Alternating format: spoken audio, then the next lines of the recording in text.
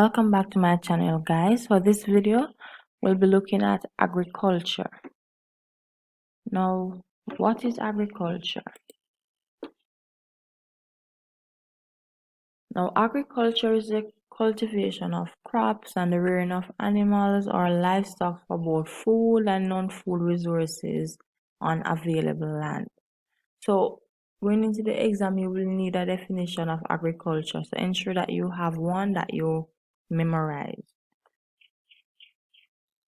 Now, let's just look at the types of agriculture. Now, there are two major types that you must know: small scale or peasant farming, and this involves the use of marginal hillsides, less than usually 1 acre of land, for the purpose of agriculture. Now, let us look at some of the characteristics of small scale farming. Now, with small scale farming, they basically plant a variety of crops and they rear a variety of livestock. So they don't focus on one crop, they focus on a variety. The produced from the farm is basically used by the household, and the surplus that is left, they will sell it to local markets or supermarkets, right? Now, they plant on less than 2 acres of land and they use family labor. Now, let us look at commercial farming.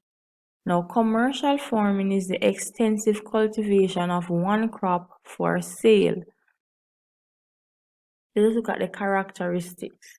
Now, commercial farming, it is a large-scale production of crop for sale and is intended for a widespread distribution to wholesalers and retailers. It involves over 200 or more acres of land under cultivation.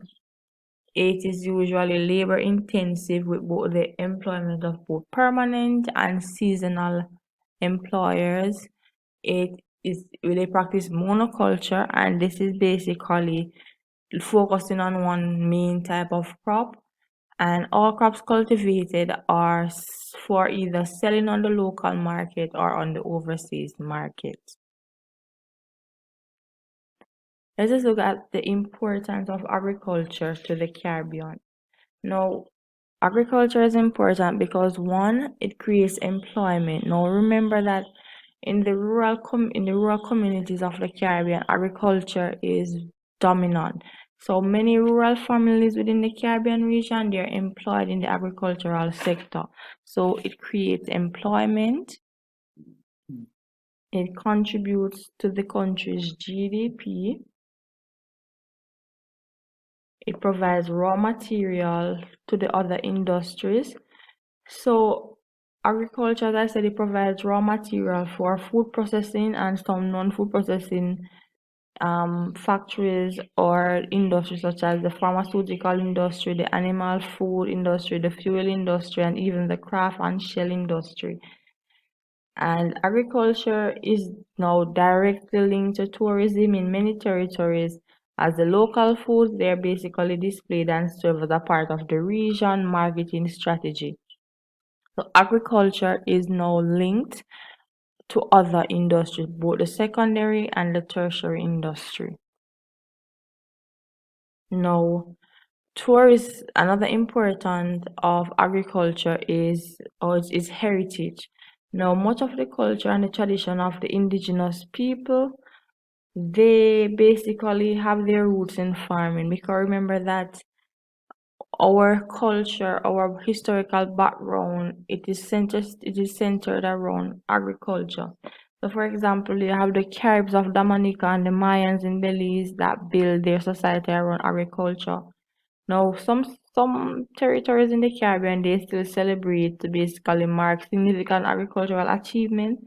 So, for example, in Trinidad in Jamaica, they have their Yam Festival, and we also have what we call crop over in Barbados. So these are just some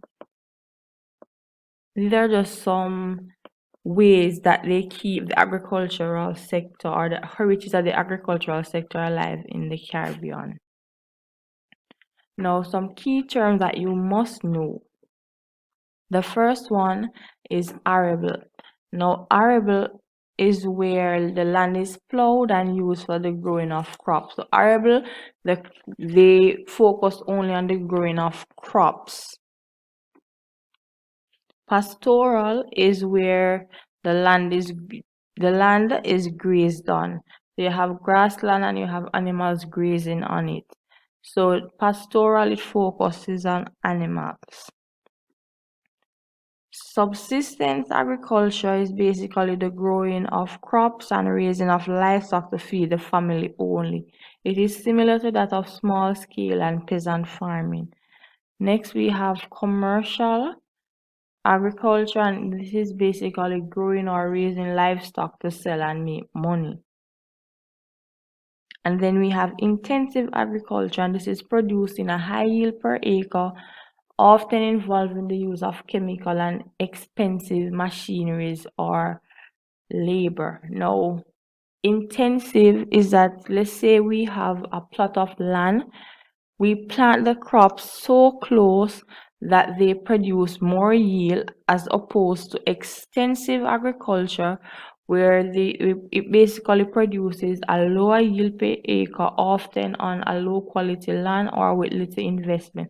So in extensive, they use the land space more. So for example, in the picture here,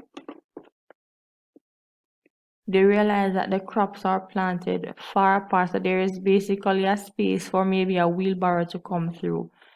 However, in intensive, there is no space. There's barely any space for somebody to walk to. So intensive, you plant them closer to each other, so you produce a higher yield. Extensive, you plant them far apart, thus you will produce a smaller amount of yield. All right, let us look at some of the trends in agriculture in the Caribbean. Now, some of the trends that we have observed as geographers is that the Caribbean has gotten health conscious. So what happens is that you realize that low carb diet, vegetarian diets are now being catered to in the agricultural sectors. We also realize that the convenient fast food or ready to go food is now booming in the Caribbean. We observe that food packaging and presentation is important in the Caribbean. So even a lot of the farmers, they are a part of the secondary industry. For example, some of them will use some of the cash crop that they have planted to actually make sauces and seasoning, and they will package and present these, and well, they package and sell them, right? So they have to realize that food packaging and presentation is a lot. We also have organic food, and we also have high income health driven consumers versus low income budget buyers. Let us look at globalization and agriculture in the Caribbean. Now, because of globalization, it has basically influenced competition and trade patterns in the world market. So the Caribbean countries are no longer enjoying preferential treatment from their former market in Europe. Right? So you have competition on the world stage. Because of globalization, it has influenced changes in taste pattern. It has basically exposed the Caribbean culture to new places in the world, and so has opened up the opportunity for new market. It also has influenced the use of technology in the agricultural sector. Now let us move on to farming in Trinidad and Tobago. Now, Trinidad and Tobago practices both peasant farming and commercial farming. Now, the land used for peasant farming, it is used intensively, and they cultivate a variety of crops. The crops that they usually focus on are the cash crops, and cash crops are crops that usually grow between 6 weeks and 3 months. So these are crops that grow really quickly, and they are able to be sold in the market. Now, the crops are grown close to the market, which is usually the local market. Now, let's just look at some of the techniques that are used in Trinidad. So one of the technique is the hydroponics, and it's basically where crops are grown in a greenhouse in piped lines with gravels or sand. They use intercropping and mixed cropping. They use crop rotation, and they also use terracing. And this is basically just cutting steps in the hillside to basically slow down the movement of the soil. Let us look at commercial farming in Trinidad. Now, with commercial farming, they practice monoculture, and for that, they mostly focus on sugarcane. Now, remember that our history involved sugarcane. So yes, they focus mostly on sugarcane. It is done on relatively flat land because of its fast or easy movement of machinery. Example, the Coroni Plains. The climate, they focus they basically get rain from the ITCZ, so the Intertropical Convergence Zone. So they get adequate amount of rainfall to help in the production of their crop from the ITCZ. The topography of the land is that the commercial farming, it takes up most of the available fertile land. So they are grown along coastal plains. So they have their commercial farming closer to the coastal plain. Now, as it relates to the machineries, they use machinery such as tractors, plowers, crawlers, and combine harvesters. And they also use chemicals such as pesticides, herbicides, fungicides, and fertilizers. Now, what are some of the problems that arise? Now, some of the problem is that they have pests and diseases. So, for example, the moth is a serious threat to the sugarcane, right? They have bad weather. Even though the ITCZ helps, it also causes damage to their farms. They have fluctuation in the world prices and world demand, and they have competition from global markets. Let's just look at Jamaica. Now, Jamaica practices both small scale and large scale farming as well. Now, small scale is often done on less than 1 acre of land. The family laborers use. Many crops are planted, and it's mostly done in the hilly terrain of the island.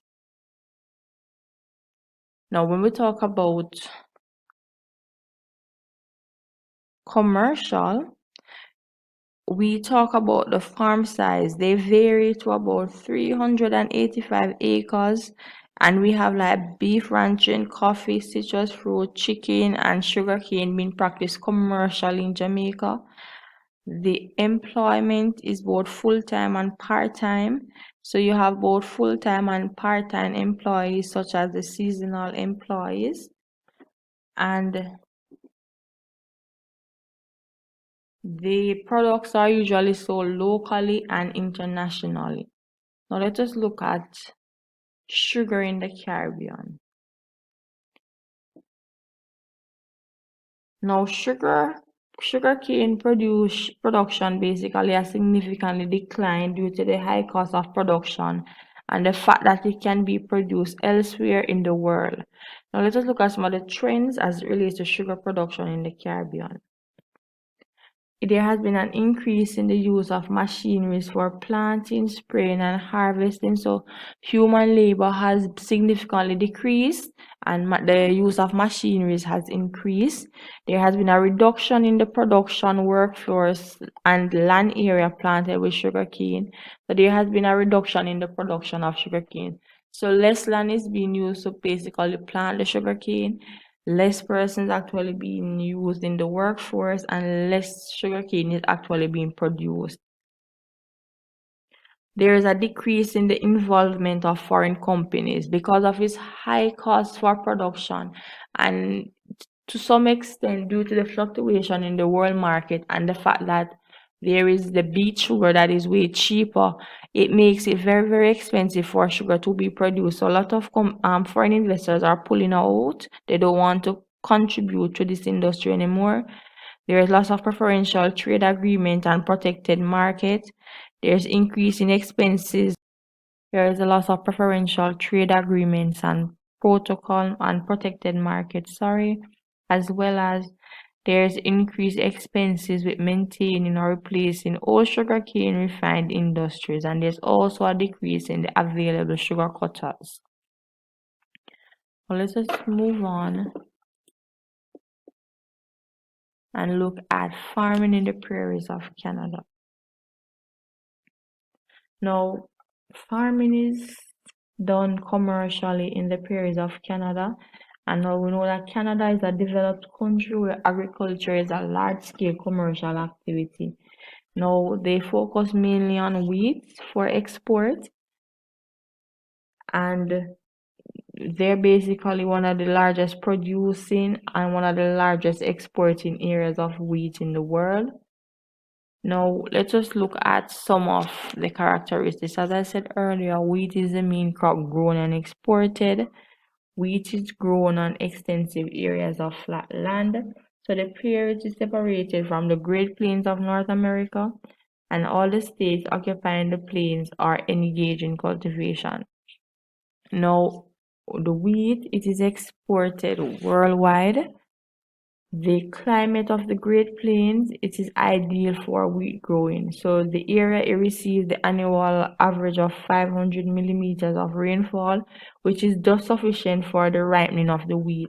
Now the harvesting of the wheat is done during the summer when it is warm and the average temperature is about 18 degrees Celsius. Now, as I spoke about the exported worldwide, they export everywhere, right? So to US, Europe, Asia, South America, the Caribbean, they export everywhere. They have heavy capital investments, and this is the key because most farms they have computerized records and analysis, they have bioengineering, and they have high technological inputs. So it is fully mechanized, right? They have used a lot of machineries. So machineries and mechanized transports are widely used. There is less dependence on the human labor in the field than in the Caribbean. This is because of the intensive use of mechanized harvesters. The railway system is highly developed between towns, and this developed help with the transporting of goods between the market and the transport center for the wheat.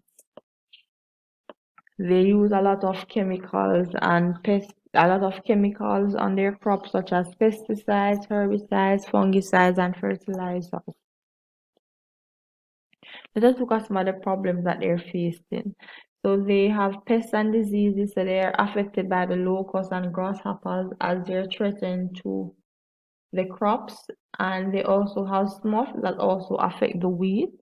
They have bad weather, so during storms they sometimes have hailstones, and the frost during the long winter affects the wheat as well. There's a fluctuation in the world price. So some years there's an overproduction and excess wheat causes prices to fall. The opposite happens when the crop is affected by problems, and so it is in short demand or short supply. Now,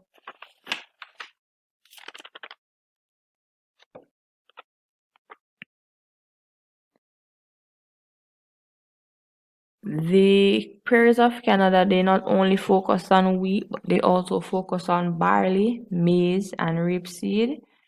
And as I said earlier, they depending on how badly the problems affect the wheat industry, then it will determine the yield that will be produced. Once you're able to explain commercial agriculture both in some place in the Caribbean or once you're able to explain both commercial and arable farming in the Caribbean and commercial farming in the prairies of Canada, you should be on your way to getting that grade 1.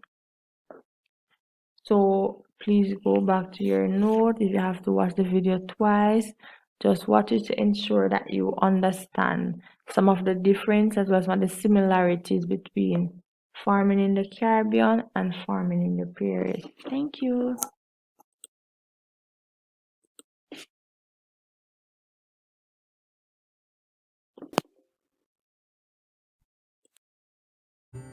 We are at the end of this video. Thank you for watching, and please remember to like, share, subscribe, and turn on your post notification bell in order to receive more videos like these. Leave comments below suggesting topics that you would want me to present on. In the comment section below, comment the name of your school and the territory for a shout out in my next video. Until then, bye!